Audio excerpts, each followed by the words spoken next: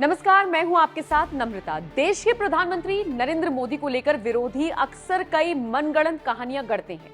कभी उन्हें किसान विरोधी बता दिया जाता है तो कभी मुस्लिम विरोधी, कभी कभी तो पीएम मोदी को लेकर ऐसी झूठी खबरें फैलाई जाती हैं जिनका वास्तविकता से कोई लेना देना नहीं होता। कुछ वक्त पहले देशव्यापी किसान आंदोलन को भला कौन भूल सकता है।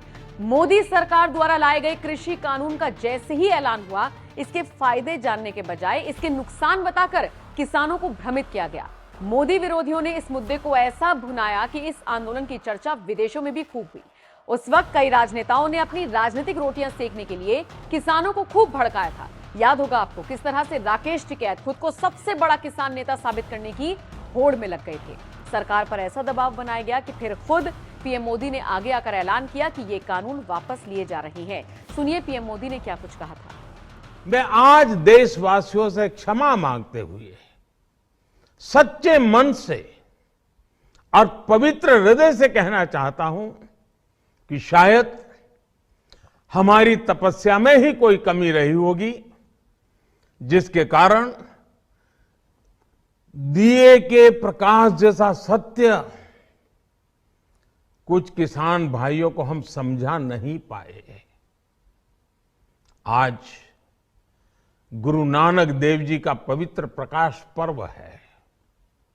ये समय किसी को भी दोष देने का नहीं है। आज मैं आपको, पूरे देश को ये बताने आया हूं कि हमने 3 कृषि कानूनों को वापस लेने का, रिपील करने का निर्णय लिया है। इस महीने के अंत में शुरू होने जा रहे संसद सत्र में, इसी महीने में हम 3 कृषि कानूनों को रिपील करने की संवैधानिक प्रक्रिया को पूरा कर देंगे। साथियों, मैं आज अपने सभी आंदोलनरत किसान साथियों से आग्रह कर रहा हूं।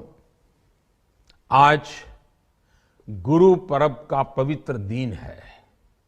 अब आप अपने अपने घर लौटे, अपने खेत में लौटे, अपने परिवार के बीच लौटे।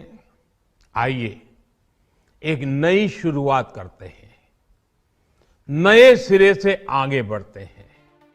पीएम मोदी ने जैसे ही ये फैसला लिया, राकेश टिकैत तो खुद को पता नहीं क्या समझ बैठे। फिर तो जैसे वो मोदी सरकार के हर फैसले पर सवाल उठाने वाले ठेकेदार बन गए। अब जैसे हाल ही में पहलवानों के साथ जंतर मंतर पर पहुंचकर राजनीति चमकाने लगे थे। लेकिन अब इन सब के बीच मोदी सरकार की तरफ से किसानों के लिए सबसे बड़ा ऐलान कर दिया गया है।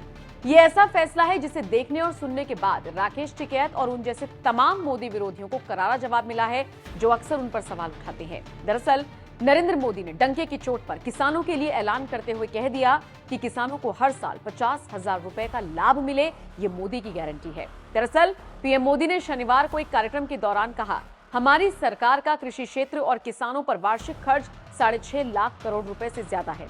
हर एक किसान को हर साल लगभग 50,000 रुपए का लाभ सुनिश्चित किया जाता है। ये मोदी की गारंटी है। मैंने जो किया वो बता रहा हूं, वादे नहीं बता रहा हूं।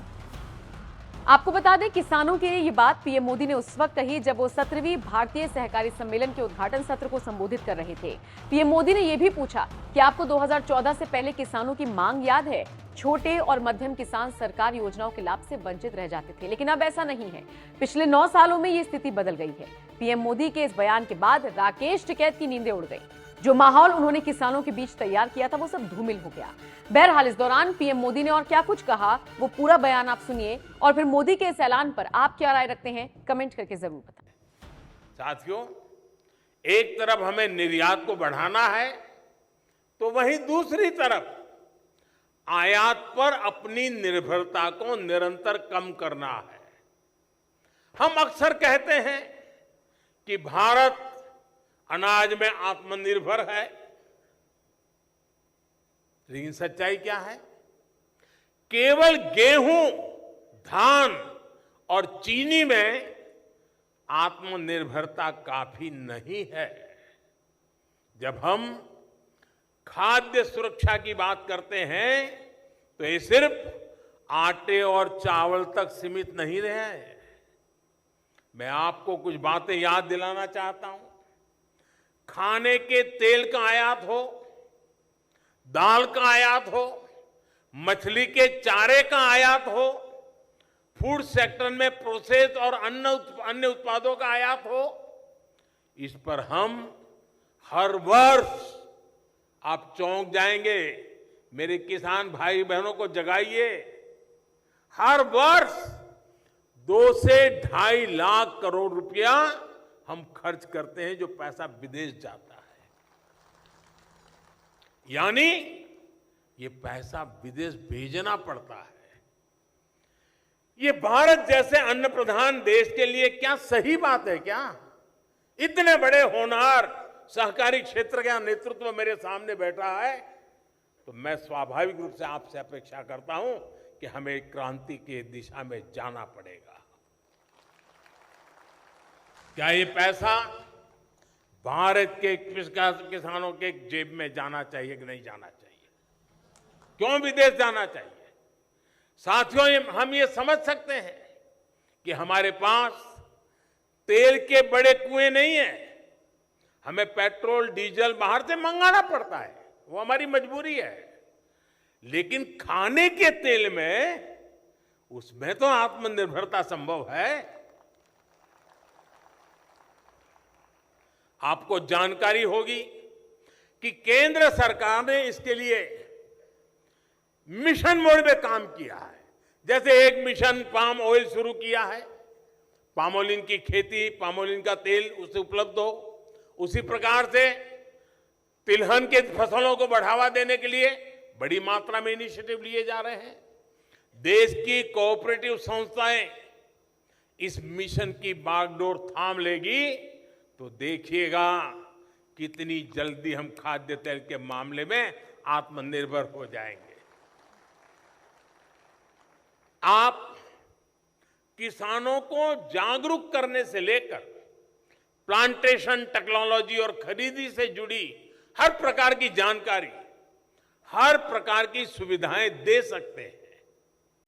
साथियों, बीते वर्षों में हमने किसान उत्पादक संघों यानी एफपीओज, उसके निर्माण पर भी विशेष बल दिया है। अभी देश भर में 10,000 नए एफपीओज के निर्माण पर काम चल रहा है और इसमें से करीब 5,000 बन भी चुके हैं। ये एफपीओ छोटे किसानों को बड़ी ताकत देने वाले हैं। ये छोटे किसानों को मार्केट में बड़ी फोर्स बनाने के माध्यम है। बीज से लेकर बाजार तक हर व्यवस्था को छोटा किसान कैसे अपने पक्ष में खड़ा कर सकता है, कैसे बाजार की ताकत को चुनौती दे सकता है, ये उसका अभियान है।